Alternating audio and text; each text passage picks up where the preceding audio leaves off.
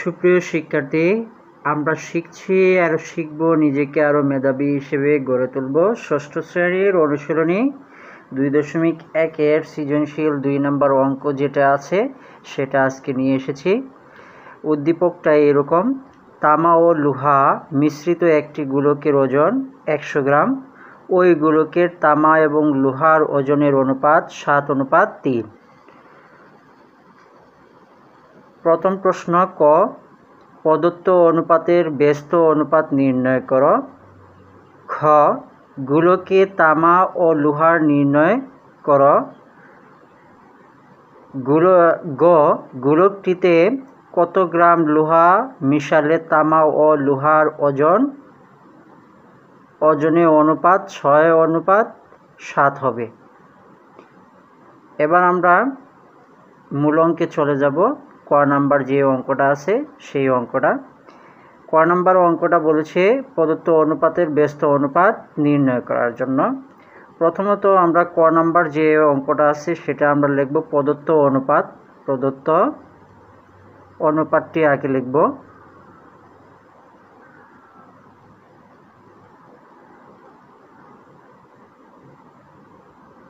সাত অনুপাত 3 বলেছে যে ব্যস্ত অনুপাত লেখার জন্য, সেহেতু আমরা লিখলাম ব্যস্ত অনুপাত।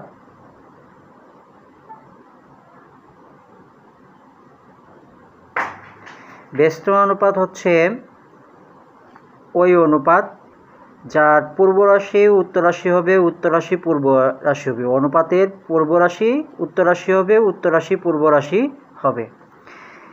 এই কারণে আমরা অনুপাতটাকে উল্টে দেব।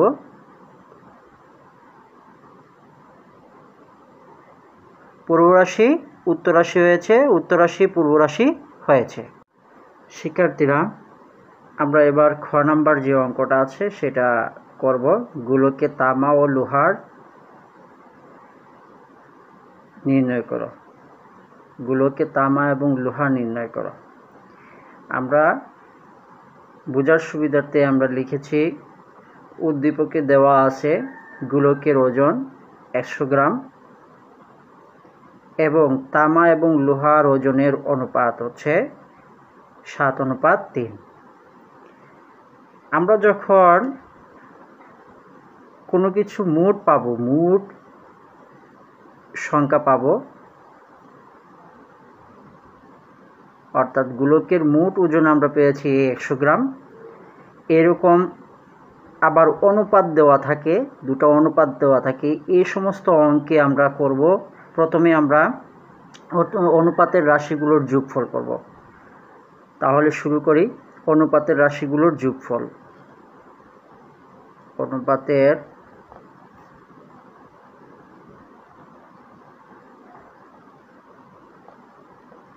রাশিগুলোর যোগফল 7+3,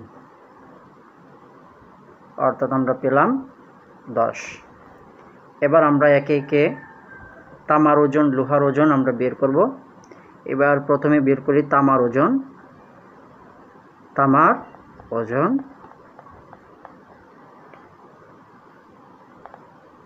মোট যে ওজনটা আছে 100, এটা আমরা লিখব প্রথমে, এরপরে এর দিব। এরপর আমরা যে রাশিগুলোর যোগফল যে সংখ্যাটা পেয়েছি সেই সংখ্যাটা লিখব নিচে, আর তামার যে অনুপাতটা আছে সেটা আমরা উপরে লিখব। লিখে আমরা অঙ্কটা করব। এবার আমরা 0 কেটে দিলাম। 0 কেটে দিয়ে আমরা পেলাম 10 আর 7, এই দুটাকে আমরা গুণ দিব। গুণ দিলে 7×10=70 হয়, অর্থাৎ 70 গ্রাম। তামার ওজন 70 গ্রাম। এবার আমরা বের করব লোহার ওজন। লোহার ওজন আবারও আমরা মোট অংশটা লিখব 100, এরপরে এরপরে অনুপাতের রাশির যে যোগফলটা আছে সেটা নিচে লিখব। লোহার অনুপাত 3, এটা উপরে লিখব। লিখে অঙ্কটা সমাধান করব। শূন্য কেটে দিলাম।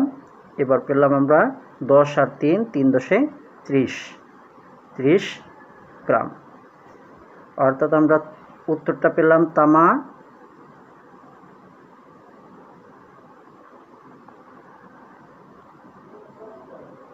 তামার ওজন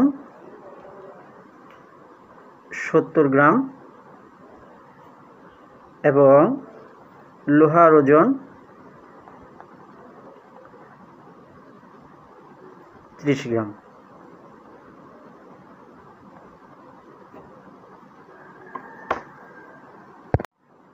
সুপ্রিয় শিক্ষার্থী, আমরা এবার এই অঙ্কের গ নাম্বার যে অঙ্কটা আছে সেটার সমাধান করব। গোলকটিতে কত গ্রাম লোহা মিশালে তামায় ও লোহার ওজন অনুপাত 6:7 হবে। বোঝার সুবিধার্থে আমি লিখেছি খ হতে পাই তামার ওজন আমরা পেয়েছি খতে 70 গ্রাম এবং লোহার ওজন পেয়েছি 30 গ্রাম। অর্থাৎ বলেছে যে কত গ্রাম লোহা মিশালে তামা এবং লোহার অনুপাত 6:7 হবে। যেহেতু যেটা নাই, কত গ্রাম মেশাবো সেটা নাই, সেটা আমরা মনে করি লিখতে পারি। মনে করি ক গ্রাম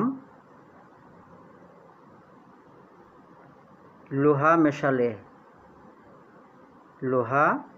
মেশালে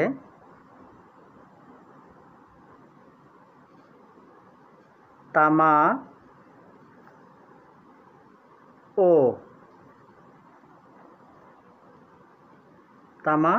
ও লোহার অনুপাত হবে 6:7। আমরা মনে করলেই আমরা চলে যাব প্রশ্ন মতে তামার অংশটা লিখলাম, লোহার অংশটা লিখলাম। লোহার সাথে আমরা যোগ দিব ক,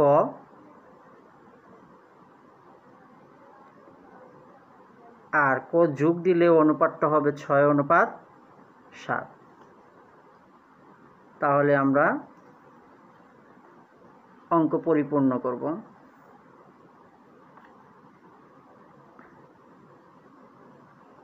আমরা ভগ্নাংশ আকারে লিখব 70 উপরে 30 যোগ ক,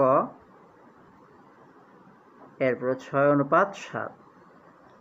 আমাদের দরকার কয়ের মান, সেহেতু আমরা কয়ের দিকে আমরা গুণ দিব।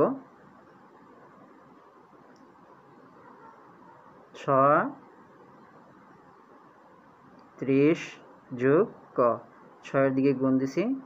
এরপরে 70 আর সাথে আমরা গুণ দিলে হয় 490।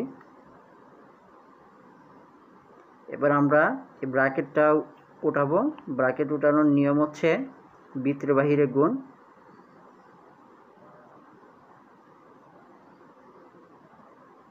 318 আর 0 বসিয়ে দিলাম। 6 ক 490। আমাদের দরকার কয়ের মান, ককে জায়গায় রেখে আমরা এই যুগের 180 বিয়োগ হয়ে যাবে, সমানের ওই পাশে বিয়োগ হয়ে যাবে। বিয়োগ করলে হয় 310। এবার আমরা ককে জায়গায় রেখে 6টাকে আমরা ভাগ করে নিব। 310 আর নিচে 6, 306 আছে, আর ভাগ আকারে আমরা 6 নিচে নিয়ে আসলাম। এবার ভাগ দিব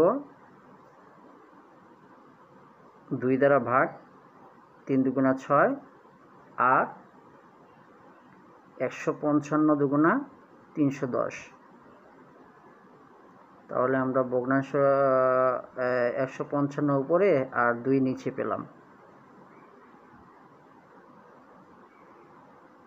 এই সংখ্যাটাকে আমরা, যেহেতু উপরের সংখ্যা বড় সেহেতু আমরা সমস্ত করব।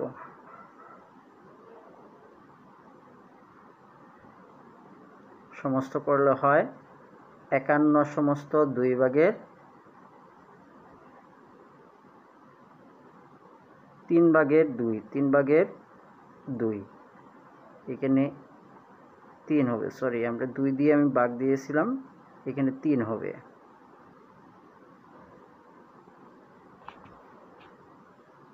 তিন ভাগের 2, অর্থাৎ আমরা এই 51 সমস্ত 3 ভাগের 2 গ্রাম লোহা মেশালে তামা এবং লোহার অনুপাত হবে 6:7।